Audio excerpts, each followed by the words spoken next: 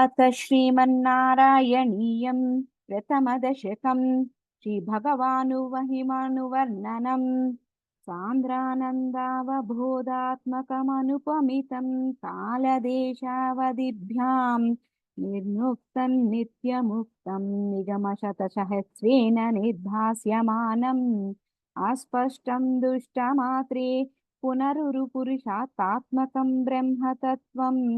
तत्तावद्भाति साक्षात् गुरुपवनपुरे हन्त भाग्यं जनानाम् एवं दुर्लभ्य वस्तून्यपि सुलभतया हस्तलभ्ये यदन्यत् तन्वा वाचाधिया वा भजति व्रतजनक्षुद्रतैव स्फुटेयम् एते तावद्भयन्तु स्थिरतरमनसा विश्वपीडापहत्यै निःशेषात्मानमेनं गुरुपवनपुराधीशमेवाश्रयामः सत्तत् सत्त्वं यत्तत्पराभ्यामप सत्त्वं यत्तत्पराभ्यामपरिकलनतो निर्मलन्तेन तावत् भूतैर्भूतेन्द्रियैस्तेव पुरितबहुशः श्रूयते व्यासवाक्यम्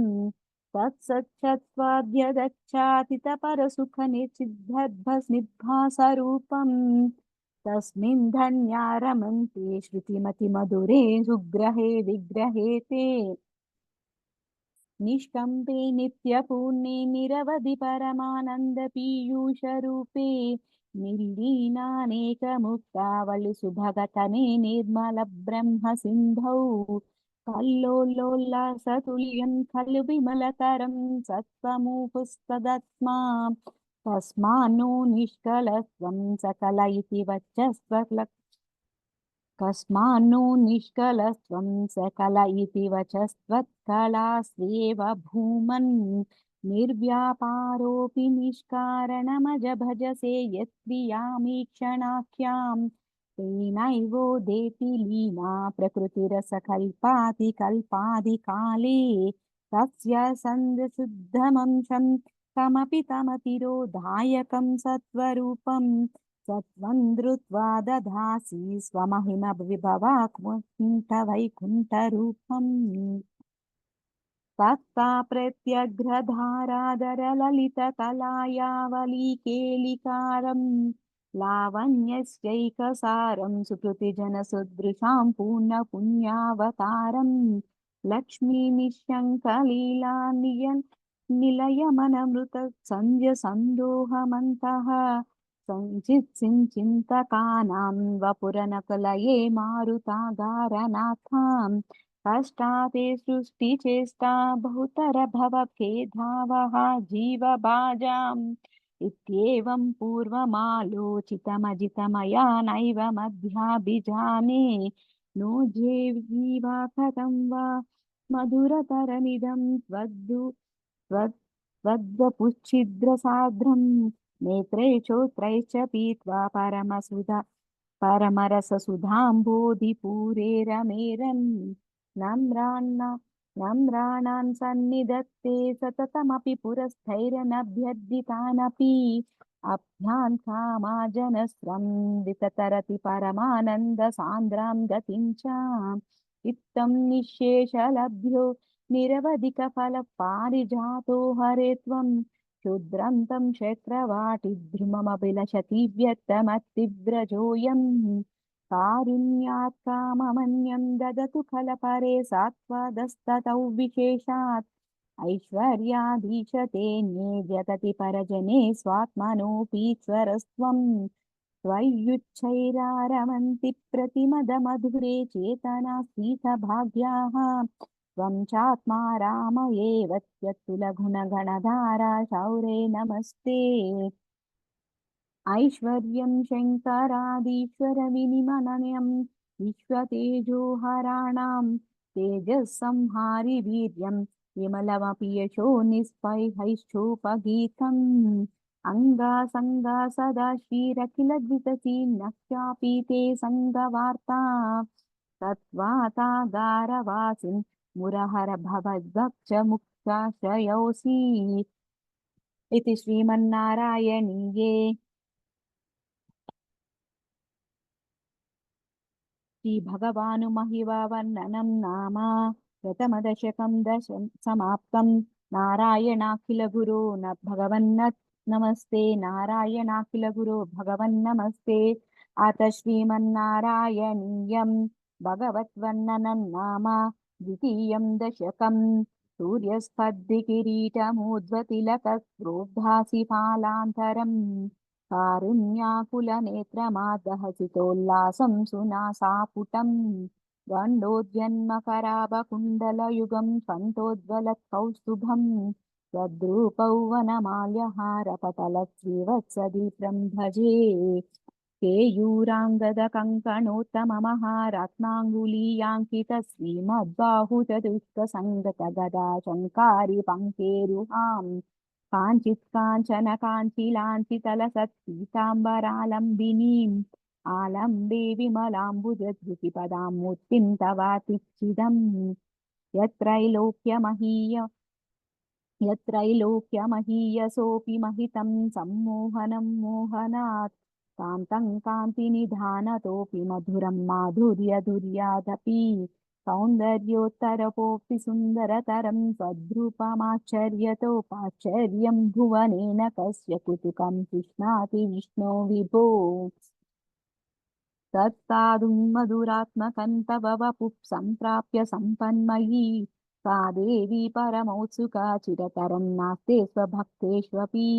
तेनास्याबत कष्टमच्युत विभो त्वद्रूपमानोज्ञकप्रेमस्थैर्यमयाद चापलबला चापल्यवतोदभूत् लक्ष्मीस्तावकरामर्णीयकहृतैवेयं परेष्वस्तिरे तस्मिन्नन्यदपि प्रमाणमधुना वक्ष्यामि लक्ष्मीपते। ये त्वद्ध्यानगुणानुकीर्तनरसा शक्ता हि भक्ता जनाः तेष्वेषा वसति स्थिरैव दयितप्रस्तावदत्तादराम् एवं भूतमनोज्ञता न वसुधा निष्यन्दसन्दोहनम् त्वद्रूपं परचिद्रसायनमयं चेतोहरं शृण्वताम् तज्जः प्रेरयते मतिं मदयते रोमाञ्चयत्यङ्गकम् व्यासिञ्चत्यपि शीतबाष्पविसरैरानन्दमूर्च्छोद्भवैः एवं भूततया हि भक्तिविहितो योगत्स योगोद्भयात् कर्मज्ञानमयादृशोत्तमतरो योगीश्वरैर्ध्रीयते सौन्दर्यैकरसात्मिके त्वयि खलु प्रेम प्रकाशात्मिका भक्तिर्निश्रममेव विश्वपुरुषैर्लभ्या रमावल्लभा निष्कामन्नियतस्वधर्मचरणं यत्कर्मयोगाभिधं तद्धूरेत्यफलैर्यदौपनिषदज्ञानोपलभ्यं पुनः तत्त्वव्यक्ततया सुदुर्गमतरं चित्तस्य तस्माद्विभो तत्प्रेमात्मकभक्तिरेव सततं स्वादीयसी श्रेयसी। अत्यायासकराणि कर्मपटलान्याचर्य निर्यन्मलाः बोधे बोधे भक्तिपतेऽथवाप्युचिततायायान्ति किं तावताम् दृष्ट्या तर्कपते परन्तव वपुर्ब्रह्माख्यमन्ये पुनः चित्तादत्वमृते विचिन्त्य बहुविध सिद्ध्यन्ति जन्मान्तरैः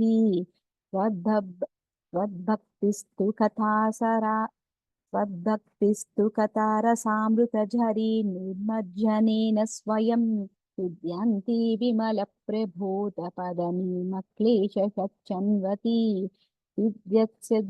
तद्यसिद्धकरी जयत्य विभो सैवास्तु मे त्वत्पदप्रेम प्रौढिरसाद्रदातु ततरं वातालयादीश्वरः इति श्रीमन्नारायणीये द्वितीयं दशकम् भगवद्रूपवर्णनं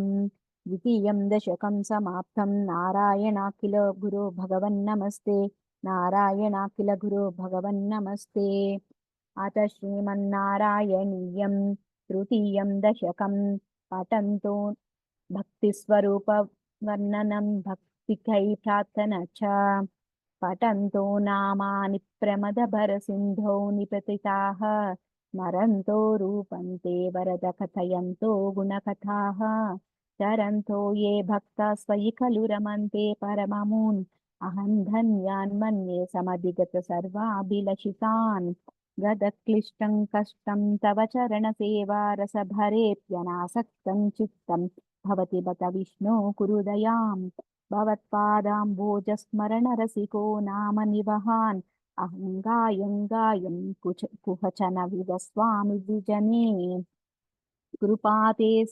कृपाते जाता चेत् किमिव न हि लभ्यन्तनुभृताम् मदीयक्लेशौगप्रशमनसदशा नाम कियती न के लोकेऽस्मिन् निशमयि लोकाभिरहिताः भवद्भक्ता मुक्ताः सुखगतिमसक्ता विदधते मुनिप्रौढारूढा जगति खलु गूढात्मगतयः भवत्पादाम्बोजस्मरणविरजो नारदमुखाः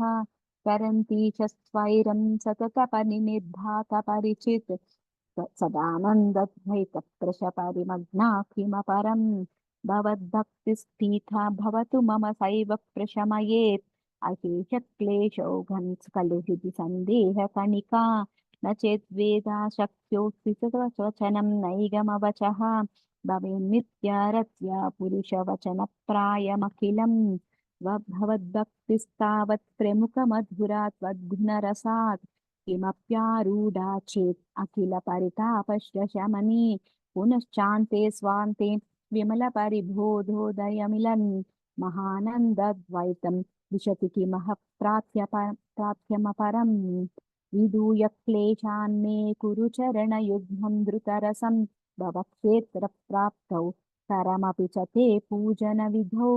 भवन्मूर्त्यालोके नयनमतथे पादतुलसी परिघ्राणिघ्राणं श्रवणमपि ते चारुचरणे प्रभुत्या दिव्यादिप्रसभचलिते मामकहृदि त्वदीयन्तद्रूपं परमसुखचिद्रूपमुदीयात् उदञ्चद्रोमाञ्चो गलितबहुहर्षाश्रुनिवहा यथा विस्मर्यासं दुरुपशमपीडा परिभवान् मारुद्वेषाधीश त्वयि खलु पराञ्चोऽपि सुखिनः भवस्नेही सोऽहं सुबहु परिपत्ये च किमिदम् अकीर्तिस्ते मा भूद्भरतगदभारं प्रशमयन् भवद्भक्तोत्थं संझटित कुरु मां कंसदमना किमुक्तैर्भूयोऽभिस्तव हि करुणा यावदुदीयात् अहं तावद्धेव प्रहितविविधधात प्रपलितः पुरक्लुप्ते पादे वरद तव नेष्यामि दिवसान् यदा शक्यो व्यक्तं न चिनोति चेवा विरचयन् इति श्रीमन्नारायणीये भक्तिस्वरूपवर्णनन् भक्तिप्रार्थना चेति द्वितीयं दशकं समाप्तम् नारायणाखिलगुरो भगवन्नमस्ते नारायणाखिलगुरो भगवन्नमस्ते अथ श्रीमन्नारायणीयं चतुर्थं दशकम् अष्टाङ्गयोग योगिसिद्धवर्णनं च कल्यतां मम कुरुष्व तावतीं कल्यते भवदुपासनैयया कष्टमष्टविधयोगचर्यया पुष्टयाशु तव तुष्टिमाप्नुयाम् ब्रह्मचर्यदृढताभिर्यमैराप्लवादिनियमैश्च पाविताः कुर्महे दृढममीषुकासनं पङ्कजाद्यमपि वा भवत्पराः काम तारमन्त्यरनुचिन्त्य सन्ततं प्राणवायुमभियम्य निर्मलाः इन्द्रियाणि विषयादतापहृत्या स्महे भवदुपासनोन्मुखाः अस्फुटेव पुषिते प्रयत्नतः धारयेम दिशणां मुहुर्मुहुः तेन भक्तिरसमन्त्रराधताम् उद्वहेम भवदङ्घ्रिचिन्तकाः स्फुटावयवभेदसुन्दरम् त्वद्भुपुः सुचिरशीलनावशात् अश्रमं मनसि चिन्तयामहे ध्यानयोगनिरता स्वदाश्रयाः ध्यायतां सकलमूर्तिमीदृशीम् उन्मिषन्मधुरतावहृता ध्यायतां सकलमूर्तिमीदृशीम् उन्मिषन्मधुरताहृतात्मवाम् सान्द्रमोदरसरूपमान्तरं ब्रह्मरूपमयि तेव भासते तत्समास्वदनरूपिणीं स्थितिं तत्त्वमादिमयि विश्वनायकाम् आश्रिताः पुनरतः परिच्युतौ आरभेमहि च धारणादिकम्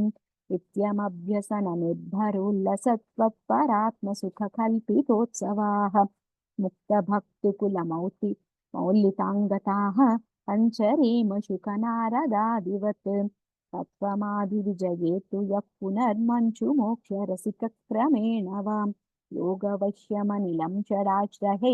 रुन्नयत्यजशुषुन्नमाशनैः लिङ्गदेहमपि संत्यजन्नतः लीयते स्वयि परे निराग्रहः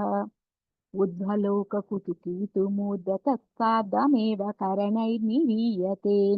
अग्निवासरवरलक्षपक्षगैरुत्तरायणजुषा च दैवतैः प्रापितो रविपदं भवत्तरः मोदवान् ध्रुवपदान्तमीयते आस्थितोतमहरालये यदा शेषवक्त्रदशनोष्मनाद्यते ईयते भवदुपाश्रयस्तदा वेदसप्तदम् पदमत् ईयते भवदुपाश्रयस्तदा वेदसप्पदमतः पुरैव वा तत्र वा तव पतेथ वा वसन् प्राकृतप्रलययेति मुक्तताम् स्वेच्छया खलु पुरा विमुच्यते संविभिद्य जगदण्डमोजसा तस्य चक्षितिपयो महो निलभ्यो महत्कृतिकृतिसप्तकावृतिः तत्तदात्मकतया विशंसति याति ते पदमनावृतौ विभो अच्छिरादिगतिमीदृशी व्रजन् विच्युतिं न भजते जगत्पते तच्चिदात्मक भवद्गुणोदयान् उच्चरन्तमनिलेश पाहि माम् इति श्रीमन्नारायणीये अष्टाङ्गयोगवर्णनं योगिसिद्धवर्णनं चेति चतुर्दं दशकं पूर्णम् चतुर्दशकं समाप्तं नारायणाखिलगुरो भगवन्नमस्ते नारायणाखिलगुरो भगवन्नमस्ते अथ श्रीमन्नारायणीयं पञ्चमं दशकं विराट्पुरुषोत्पत्तिवर्णनं नाम व्यक्ताव्यक्तमिदन्न किञ्चिदभवत् प्राक्प्राकृतप्रक्षये मायायाङ्गुणसाम्यरुद्धविकृतौ त्वय्यागतायाल्लयम् नो मृत्युश्च तदामृतन्न समभून्नाह्नो न रात्रे स्थितिः तत्रैकत्वमशिष्यथाखिलपरानन्दप्रकाशात्मना कालकर्मगुणाश्च जीवनिवहादित्वं च कार्यविभो तिल्लीलारतिमेयुषि त्वयि तदा निर्लीनतामामययुः तेषान्नैव वदन्त्य सत्त्वमयि भो शक्यात्मना तिष्ठताम् नो चेत् किङ्गगनप्रशूनसदृशां भूयो भवेत् शम्भवः एवं च द्विपरार्धकालविगता वीक्षांसि सृक्षितात्मिकां बिभ्राणि त्वयि चुक्षुभे त्रिभुवनी भावाय माया स्वयं मायातः खलु कालशक्तिरखिला दृष्टं स्वभावोऽपि च साधुर्भूय गुणान् विकासविदधुत्साहाय सहायक्रियम् माया सन्निहितो प्रविष्ट वपुषा साक्षीति गीतो भवान् भेदैस्तां प्रतिबिम्बतो विविशिवान् जीवोऽपि नैवापरः कालादिप्रतिबोधिता भवता संचोदिता च स्वयं माया सा खलु बुद्धितत्त्वमसृजुद्योऽसौ महानुच्यते तत्रासौ त्रिगुणात्मकोऽपि च महान् सत्त्वप्रधानः स्वयं जीवेऽस्मिन् खलु निर्विकल्पममहित्युद्बोधिधनिकधनिनिष्पादकः चक्रेऽस्मिन् सविकल्पबोधकमहं तत्त्वं महान् खल्वसौ सम्पुष्टं त्रिगुणैस्तमोऽतिबहुलं विष्णो भवत्प्रेरणात् सोऽहं च त्रिगुणक्रमात् त्रिविधतामासाध्य वैकारिकः भूयस्थैजसतापसाविति भवन्नाद्ये सत्त्वात्मना देवानिन्द्रियमानिनो कृतदिशा वातार्कपाश्चन् विशनः वह्नीन्द्राच्युतमित्रकान् विदुविधिश्रीरुद्रशारीरकान् भूमन्मानसभुजहङ्कृतिमिलच्चित्ताख्यवृत्त्यन्वितं तश्चान्तःकरणविभो तव भलाच्यत्तां च एव सृजात् जातस्वैजसतो दशेन्द्रियगणा शक्तामशांशात् पुनः तन्मात्रन्नभसो मरुत्पुरपते शब्दो जनित्वद्बलात् तद्योद्व्योमततत्ससर्जितविभोस्तस्यन्ततो मारुतम् तस्माद्रूपमतो महोतचरसं तोयं च गन्धं महीम् एवं माधव पूर्वकलनाद्याद्यधर्मान्वितम् भूतग्राममिमं त्वमेष भगवान् प्राकाशयस्तामसात् एते भूतगणाः सतीन्द्रियगणा देवाश्च जातः पृथक् नो शेखुद्भुवनाण्डनिर्मितविधो देवैरनीभिः सदा त्वन्नानाविधसूक्तिभिन्नुतगण त्वन्नानाविधिसूक्तिभिन्नुतगुणत्वत्पान्यमून्या विशन् चेष्टाशक्तिमुदीर्यथा निघटयन् हैरण्यमण्डौ व्यधाः अण्डं तत्खलु पूर्वसृष्टसलिले तिष्ठः सहस्रं समाः निर्भिन्दन्न कृताच्चतुच्च जगद्ध्रुपौ विराडा स्वयं साहस्रैकरपादमूर्धनिवहैर्निःशेषजीवात्मकः निर्भातोऽसि मरुत्पुरादिपसमां त्रायस्व सर्वमयात् इति श्रीमन्नारायणीये पञ्चमं दशकं समाप्तम् विराट पुरुषोत्तिवर्णनं नाम नारायणाखिल गुरो भगवन्नमस्ते नारायणाखिल गुरो भगवन्नमस्ते अथ श्रीमन्नारायणीयं षष्ठं दशकं विराट पुरुषोत् विराट देहस्य जगदात्मत्ववर्णनम् एवं चतुर्दश जगन्मयताङ्गतस्य पातालमीश तव पादतलौ वदन्ति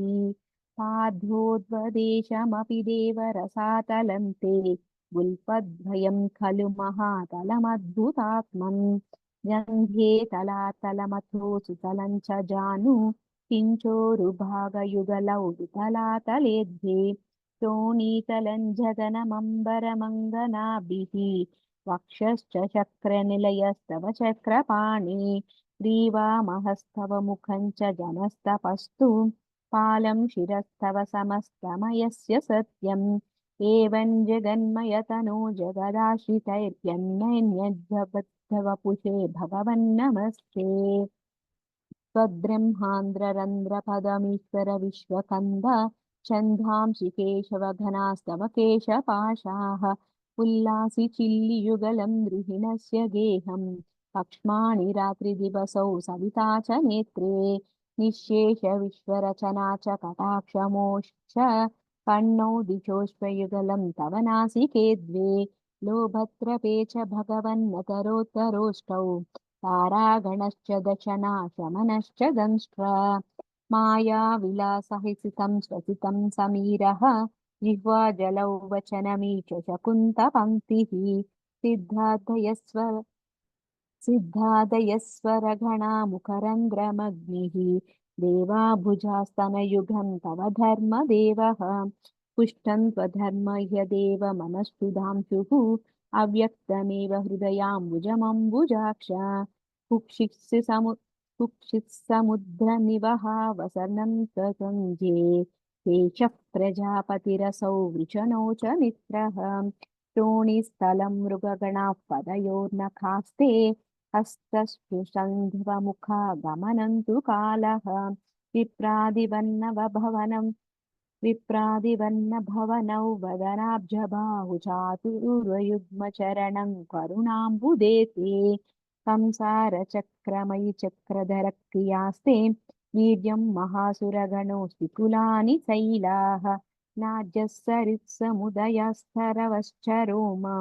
जीयादिदौ वपुरनिर्वचनीयमीशाम् ईदृगुज्जगन्मयवपुस्तव कर्मभाजां कर्मावसानसमये स्मरणीयमाहुः तस्यान्तरात्मवपुषे विमलात्मने ते वातालयादिपनमोऽस्तु निरुन्दिरोगान् इति श्रीमन्नारायणीये विराड्देहस्य जगदात्मत्ववर्णनं नाम षष्ठमं दशकं समाप्तं। नारायणाखिलगुरो भगवन्नमस्ते। नारायणाखिलगुरो भगवन्नमस्ते। अथ श्रीमन्नारायणीयं हिरण्यगर्भोत्पत्तिवर्णनं वैकुण्ठदर्शनं च सप्तमं दशकम्। एवं देवचतुर्दशात्मकजगद्रूपेण जातः पुनः तस्योद्धं खलु सत्यलोकनिलये जातोऽसि धाता स्वयं। यं शंसन्ति हिरण्यगर्भमखिलत्रैलोक्यजीवात्मकं यो भूत्सीतरजो विकारविकसन्नानासि सक्षारसः। सोऽयौ विश्वविसर्गदत्तहृदयः सम्पश्यमानः स्वयं बोधं खल्वनवाप्य विश्वविषयं चिन्ताकुलस्थिस्तिवान्। तावत् त्वं जगतां पतेतपतपेत्येव हि वैहायसीं वाणीमेषमशिष्टशुचिसुखां कुर्वंस्तपःप्रेरणां। कोऽसौ मामवदत् पुमानिति जलापूर्णे जगन्मण्डले दिक्षुद्वीक्ष्य किमप्यनीक्षितवता वाक्यातमुत्पश्यता। दिव्यौ वर्षसहस्रमात्ततपसा तेन त्वमाराधितः। तस्मै दर्शितवानसि स्वनिलयौ वैकुण्ठमेकाद्भुतम्। माया यत्र कदापि नो विकुरुते भाते जगद्भ्यो बहिः। शोकक्रोधविमोहसाध्वसमुखा भावास्तु दूरं गताः। सान्द्रानन्दझरी च यत्र परमज्योतिप्रकाशात्मके तत्ते धाम विभाति तत्ते धाम विभाति वौ विजयते वैकुण्ठरूपौ विभो। यस्मिन्नाम चतुर्भुजा हरिमलिश्यामावदा तत्त्वशिखी नानाभूषणरत्नदीप्यजतिशो राजद्विमानालयाः। भक्तिप्राप्त तथा विधो न तपता दीव्यन्ति दिव्या जनाः। तत्ते धाम निरक्व शर्वशमलौ वैकुण्ठरूपं जयेत्। नानादिव्यवधूजनैरभिवृता विज्जुल्लता तुल्यया विश्वोन्मादनः विश्वोन्मादनहृद्यगात्रलतया विद्योतिशातान्तरा। तत्त्वाताम्बुजशौरभैककुतुका लक्ष्मी स्वयल्लक्ष्यते। यस्मिन् विस्मयमीय दिव्यविभवं तत्ते पदं देहि मे। तत्रैवं प्रतिदर्शिते निजपते रत्नासनाध्यासितं भास्वत्कोटिलसत्किरीटकटकाद्याकल्पादिप्राकृतिः। श्रीवत्साङ्कितमास्तकौस्तुभमणिच्छायारुणं चारणं विश्वेशान्तवरूपमक्षतविधिस्थे विभो भातु मे।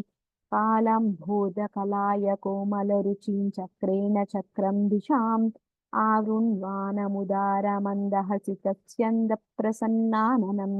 राज्यत्कम्बुगदारि पङ्कजधर श्रीमद्भुजामण्डलम्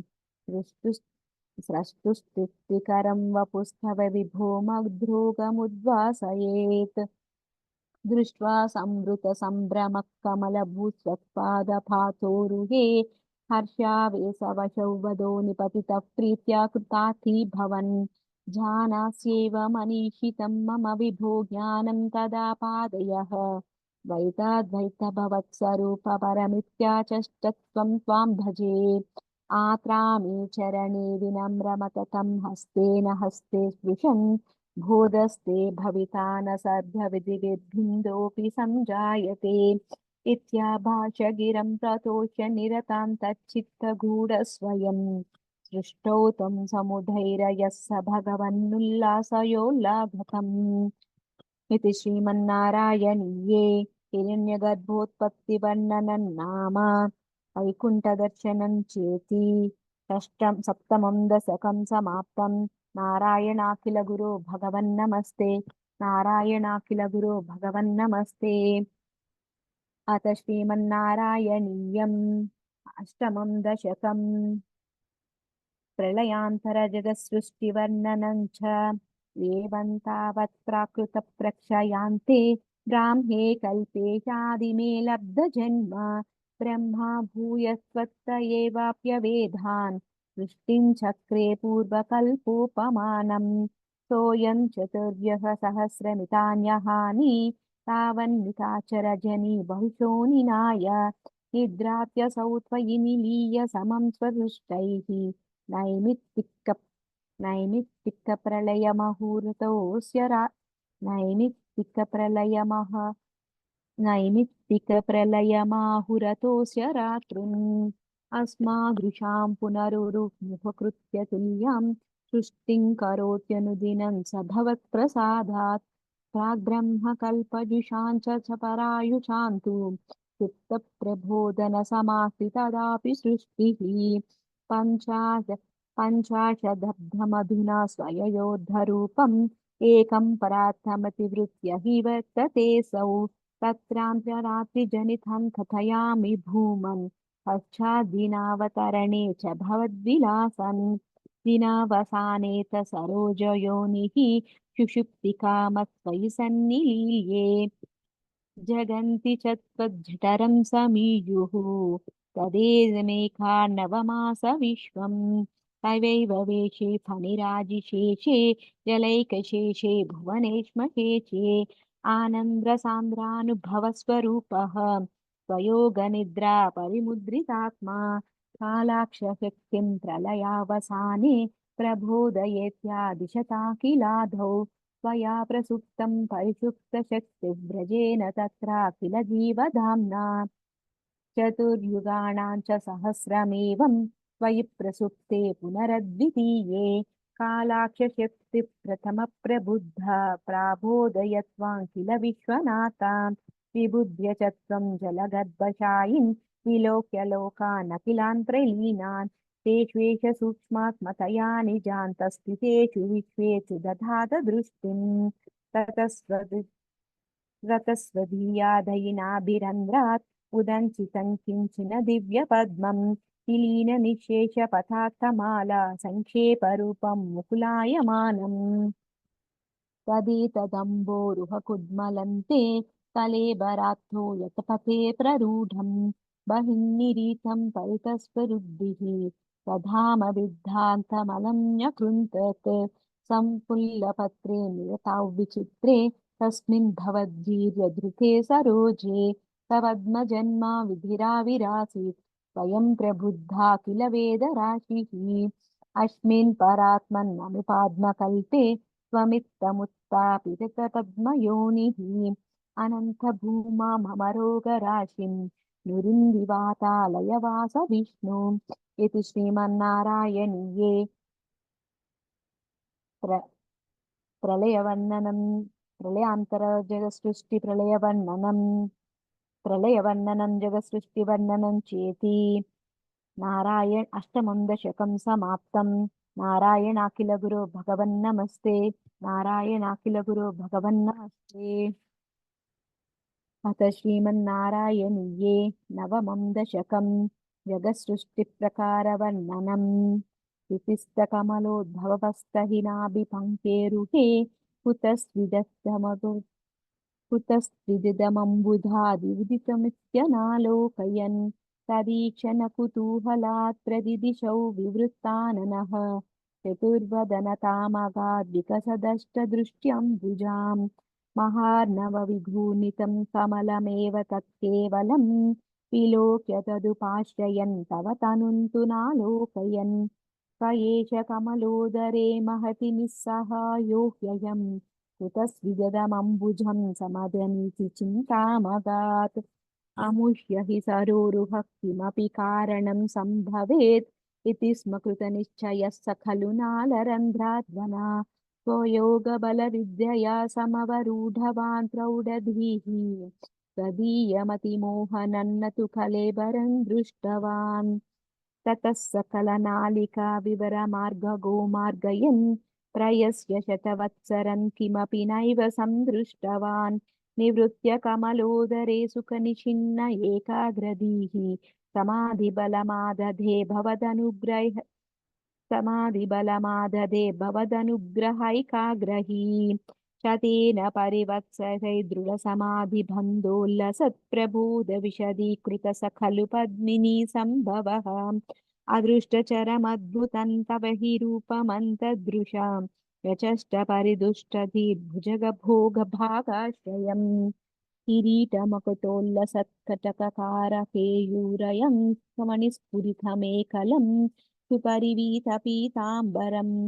कला कलायकुसुमप्रभङ्गलतलोऽसत्कौस्तुभं वपुस्तधैर्भावये कमलजन्मने दर्शितं श्रुतिप्रकरदर्शितप्रचुरवैभव श्रीपते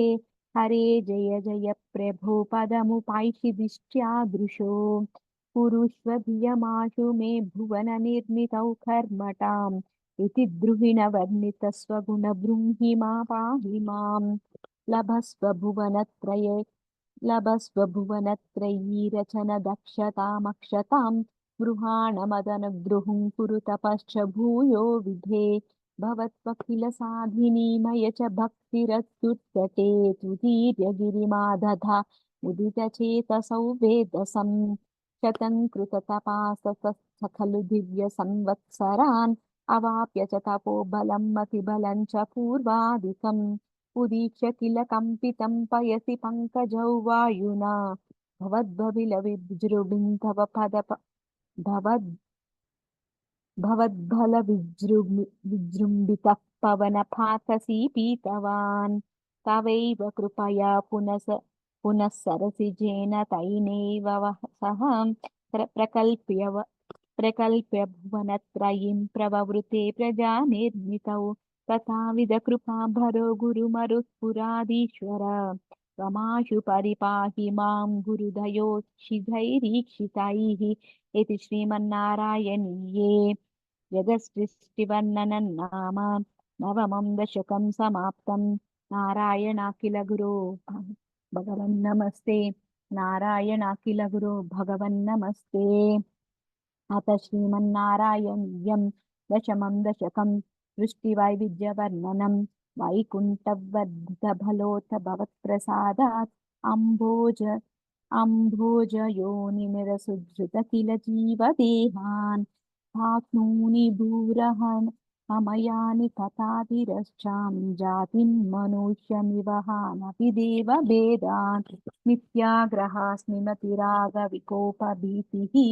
अज्ञानवृत्तिमिति पञ्चविधां सृष्ट्वा उद्दामतामसपथार्थविधानधूनः तेने त्वदीयचरणस्मरणौ विशुद्ध्यैः तावत् ससर्ज मनसा सनकं सनन्दं भूयत् सनातमुनिं च सनत्कुमारं ते सृष्टिकर्मणि तु तेन नियुज्यमानाः त्वत्पादभक्तिरसिका जगृहुन्नवाणीम् तावत्र कोपमुदितं प्रतिरुन्धधोऽस्या भ्रूमद्यतो जनिमृडो भवदेकदेशः नामानि मे कुरु पदानि च हा विरिञ्चेत् यादौ रुरोद किल तेन स रुद्रनाम एकादशाह्वयतया च विभिन्नरूपं रुद्रौ विधाय दयिता वनिता च दत्त्वा तावन्त्यदत्त च पथानि भवत्प्रणुन्नः प्राह प्रजाविरचनाय च सादरन्तम् रुद्राभिसृष्टभयदाकृतरुद्रसङ्गसम्पूर्यमान भुवनत्रयभीतचेताः मामा प्रजा सृजतपक्षरमङ्गलाये त्याचष्टतं कमलभूर्वदिदीरितात्मा तस्यातसर्करसिकस्य मरीचिभर्तृः तत्राङ्गिरक्रतुमुनिः पुलः पुलस्यः अङ्गादजायत भृगुश्च वसिष्ठदक्षौ श्रीनारदश्च भगवन् भवदण्डिदासः धर्मादिकानभिसृचिन्नतकर्दमञ्च वाणीं विधाय विधिरङ्गजसङ्कुलोऽभूत् त्वत्प्रोदितैः उद्बोधितश्च विररामतमो विमुञ्चन् वेदान् पुराणनिवहानपि सर्वविद्याः कुर्वन् निजानगणाच्चतुराननोऽसौ पुत्रेषु तेषु विनिधाय ससर्गवृत्तिम् अप्राप्नुवंस्तव पदाम्बुजमाश्रितोऽभूत् जानन्नुपायमथ देहमजो विदध्य श्रीपुंसभावमजन्म तद्वद्बुधूभ्याम् ताभ्यां च मानुषकुलानि विवर्धयन् स्वम् गोविन्दमारुतपुरे च निरुन्दिरोगान् इति श्रीमन्नारायणीये सृष्टिवैविध्यवर्णनं नाम दशमं दशकं समाप्तं। नारायणाखिल गुरो भगवन्नमस्ते। नारायणाखिल गुरो भगवन्नमस्ते। अथ श्रीमन्नारायणीयम् एकादशं दशकं हिरण्याक्ष हिरण्यकशिपुलोत्पत्तिवर्णनम्।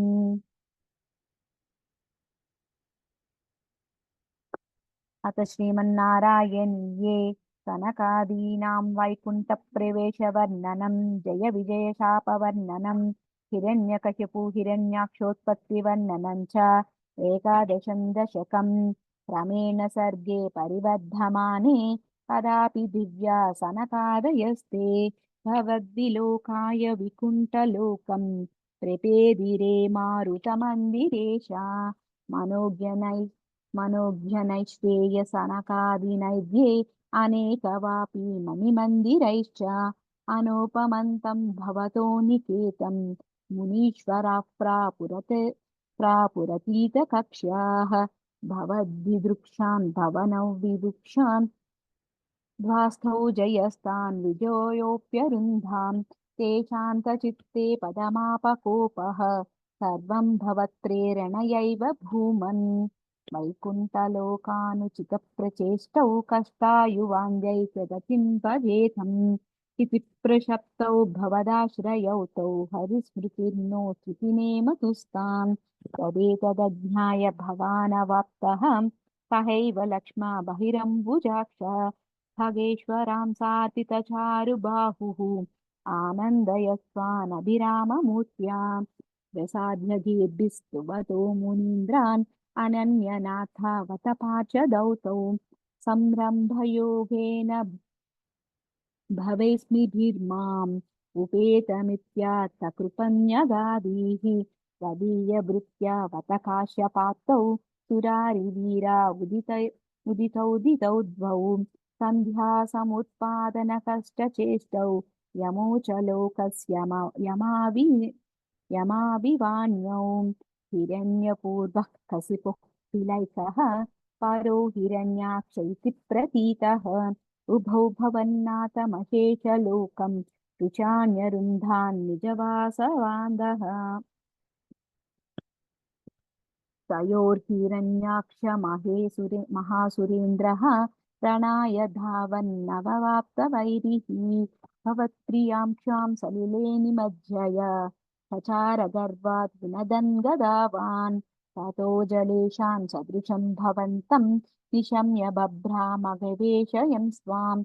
भक्तैकदृश्या सकृपानिधे त्वं निरुन्धिरोगान् मरुदालयेषे इति श्रीमन्नारायणीये कनकादीनां वैकुण्ठप्रवेशवर्णनं जय विजयशापवर्णनं हिरण्यकशिपु हिरण्याक्षोत्पत्तिवर्णनं चेति एकादशं दशकं समाप्तं। नारायणाखिल गुरो भगवन्नमस्ते।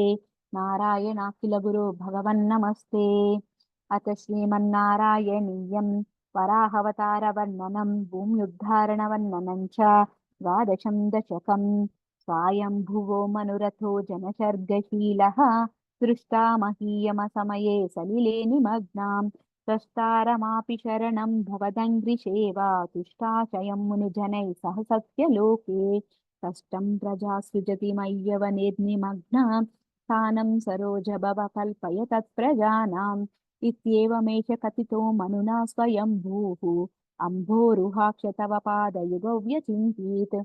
आहा विभो जलमहन्यपिबं पुरस्तात् अद्यापि मज्जति मही किमहं करोमि चित्तं त्वदङ्घ्रियुगलं शरणय्यतोऽस्य नासापुटात् समभवक् शिशुकोलरूपी अङ्गुष्टमात्रवपुपुरुषुत्पतितः पुरस्तात् भूयोत कुम्भिसदृशः समजृम्बुतस्त्वाम् अभ्रे तथाविधमुदीक्ष्य भवन्तमुच्चैः विस्मेरथौ विधिरघा समसूनुभिस्सैः सहसूनुभिस्सैः कोऽसावचिन्त्य महिमा कितिरुत्थितो मे नासापुटात् किमु भवेदजितस्य माया इत्थौ विचिन्त्य धातरि शैलमात्रः सद्यो भवन् किल जगज्जितघोरघोरम् तन्ते निनादमुपकन्य जनस्तपस्ताः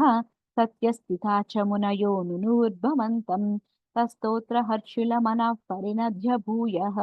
तोयाशयौ विपुलमूर्तिरवातरस्त्वम् ऊर्ध्वप्रसारि परिधूम्रविधूतरोमा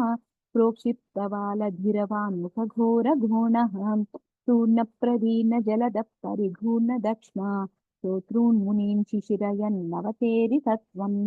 अन्तर्जलं तदनुशङ्कुलनप्रचत्रम् व्याम्यत्युनिङ्गिलकुलं किलिशोर्मिमालम् आविश्य भीषणरवेण रसातलस्तान् आकम्पयन् वसुमतीमघवेशयस्त्वम् दृष्ट्वा तदैक्यहतके रसता दृष्ट्वा तदैक्यहतकेन रसातलं तलान्ते संवेशितान् झटितकूटिकिटीर्वभो त्वम् आपातुकानभिगणय्य सुरारिखेटान् दंष्ट्राकुरेण वसुधा मदधासलीलम् अभ्युद्धरन्न च धरान् रचनाग्रलग्नमुस्ताङ्कुराङ्कित इवाधिककपीव प्रात्मा उद्धूतघोरसलिलाजलधेरुदञ्चन् क्रीडावराहवपुरीश्वर पाहि रोगात् इति श्रीमन्नारायणीये वराहवतारवर्णनं भूम्युद्धरणवर्णनं चेति द्वादशं दशकं समाप्तं नारायणाखिल गुरो भगवन्नमस्ते नारायणाखिल गुरो भगवन्नमस्ते मत श्रीमन्नारायणीयं त्रयोदशं दशकं हिरण्याक्षवदवर्णनं हिरण्याक्षं तावत् वरद भवदन्वेषणपरं चरन्तं सांवर्ते पयसि निजजङ्घा परिमिते भवद्भक्तो गत्वा कपटपटुधीर्नारदमुनिः शनैरुचे नन्दन्दनुजमपि निन्दन् स्तव बलम् समायावी विष्णुर्हति भवदीया वसुमतीम् प्रभो कष्टं कष्टं किमिदमहिततेनाभिगतितः नदान् क्वासौ क्वासावितमुनिना दर्शितपतः भवन्तं सम्प्रापद्धरनिधरमुद्यन्तमुदकात् अहो आरण्योऽयं मृग इति हसन्तं बहुतरैः दुरुक्तैर्युध्यन्तं वितृतसुतमवज्ञाय भगवन् महीं दृष्ट्वा दंष्ट्राशिरसि चकितां स्वेन महसा पयोधावादाय प्रसभमुदयन्ता मृदविधौ गदापाणौ दैत्ये त्वमपि हि गृहीतोन्नतगदः नियुद्धेन क्रीडन् गतघटोद्भो दुष्टवियताम् रणाद्लोकसौख्यान् मिलति सुरसङ्गे धृतममुम् निरुन्द्या सञ्जातः प्रथमितधात्रा जगदिशे गदोन्मत्ते तस्मिन् स्तव खलु गदायां धृतिभुवः गदाघातोद्भूमौ झटिति पतितायामहह भोः मृदुस्मेरा स्वस्यं धनुजकुलनिर्मूलनक्षणं महाचक्रं स्मृत्वा खरमुविदधानोरुरुचिषे ततः शूलङ्कालप्रतिमरुचि दैत्ये विसृजितैः त्वयिच्छिन्दत्येन करकलुषचक्रप्रहरणात् समारुष्टो मुष्वा सकलु विदुधंसां समतनोत् गलन्माये माया त्वयि किल जगन्मोहनकरीः भवच्चक्रज्योतिष्कमलवनिपातेन विदुथे ततो माया चक्रे विततधनरोषान्दमनसम् गरिष्ठाभिर्मुष्टिप्रहृतिभिरभिघ्नन्तमसुरम् स्वपादाङ्गुष्ठेन श्रवणपदमूले निरवधिः महाकायः सोऽयं तव चरणपातप्रमितितः गलद्रक्तो वक्त्रा गल गलद्रक्तो वक्त्रादपतिदृशिभिश्लाघितहतिः तदा त्वामुद्धाम प्रबदभरविद्योतिहृदया मुनीन्द्रासान्द्राभिस्तुतिरनुभवन्नद्भरति मुनीन्द्रासान्द्राभिस्तुतिभिरनुवन्नद्भरतनुम् स्वचिच्छन्दोरोमस्वपि कुशगणचक्षुषि कृतं चतुर्होतारोङ्घ्रौ सृगपि वदने चोदरयिडा ग्रहा जिह्वायां ते पुरुषकर्णे च चमसाः विभो सोमो वीर्यौवददगलदेशेऽप्युपसदः मुनीन्द्रै मुनीन्द्रैरित्यादिस्तव मुखैर्यु मुनीन् मुनीन्द्रैरित्यादिस्तव मुखैर्योर्मिथितमनाः महीयस्वामूर्त्या विमदतकीर्त्या च विलसन् स्वदिश्यं सम्प्राप्तः सुकरसविहारी मधुरिपो निरुन्ध्यारोगं मे सकलमपि वातालयपते इति श्रीमन्नारायणीये हिरण्याक्षवदवर्णनं नाम त्रयोदशं दशकं समाप्तम् नारायणाखिलगुरो भगवन्नमस्ते नारायणाखिलगुरो भगवन्नमस्ते अथ श्रीमन्नारायणीयं चतुर्दशं दशकं कपिलोपाख्याननम् समनुस्मृततावताकाङ्घ्रियुग्मः समनुः पङ्कजसम्भवाङ्गजन्म निजमन्तर निजमन्तरमन्तराय हीनं चरितं ते कथयन् सुखन्निनाय समये खलु तत्र कथमाख्यः दुर्हिणच्छाय भवस्तदीयवाच धृतसर्गरसो निसर्गरम्यं भगवन् स्वामयुतं समासिषेवे गरुडोपरिकालमेखखम्बं विलसत्केलिसरोजपाणिपद्मं हसितोल्लसिताननौ विभो त्वं वपुराविष्कुरुषे स्म कर्दमाय सुवते पुलकावृताय तस्मै मनुपुत्रीं दयितां न वापि पुत्रीः कपिलं च सुतं स्वमेव पश्चात् स्वगतिं चाप्यनुगृह्य निर्गतो भूः समनुष्यतरूपया महिष्या गुणवत्या सुतया च देवहूत्या भवदीरितनारदोपदिष्टः समगात् खड्गममागतिप्रतीक्षम् मनुनोपहृतां च देवहूतिं तरुणीरत्नमवाप्य कर्दमोऽसौ भवदर्चननिर्वृतोऽपि तस्यां हृदशुश्रूषणया ददौ प्रसादम् स पुनस्तदुपशनप्रभावात् दयिता कामकृते कृते विमाने वनिताकुलसङ्कुलो नवात्मा विहरद्भिव पथेषु देवहूत्या शतवर्षमतौ व्यतीतसोऽयं नवकन्या समवाप्य धन्यरूपाः वनयानसमुद्यतोऽपि कान्ता हितकृत्वज्जननोत्सुकोऽन्यवात्सीत् निजभर्तृगिरा भवन्निषेवा निरतायमतथा देवदेवहूत्यां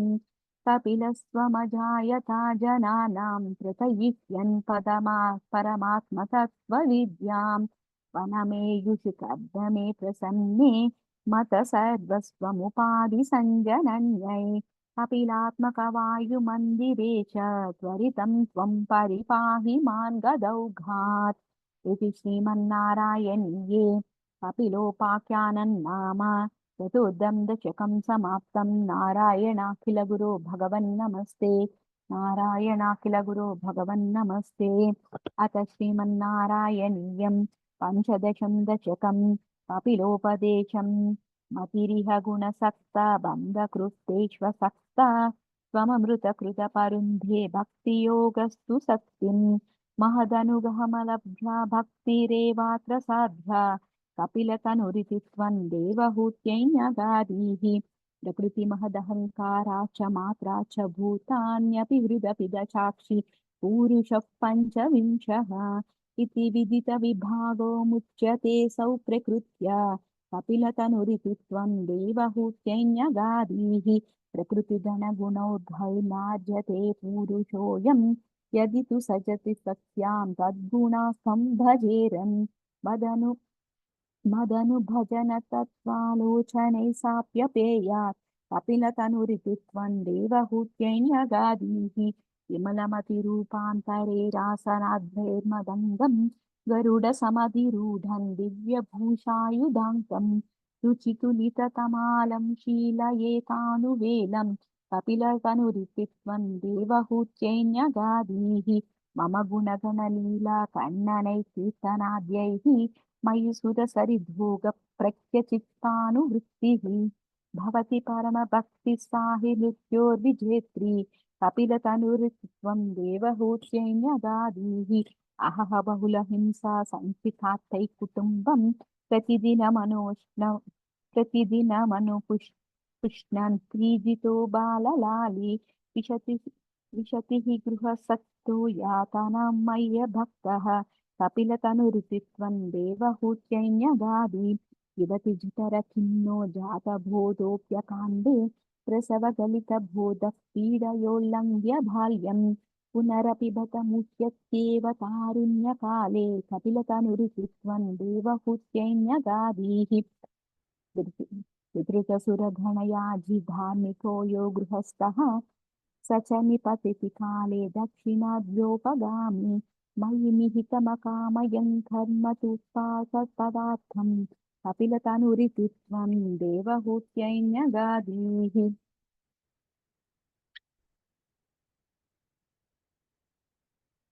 इत्युसु इत्युसु विदितवेद्यां देवहे देवहूतिं कृतनुतिमनुगृह्य त्वं गतो योगिसङ्गैः विमलमतिरथासौ भक्तियोगेन मुक्त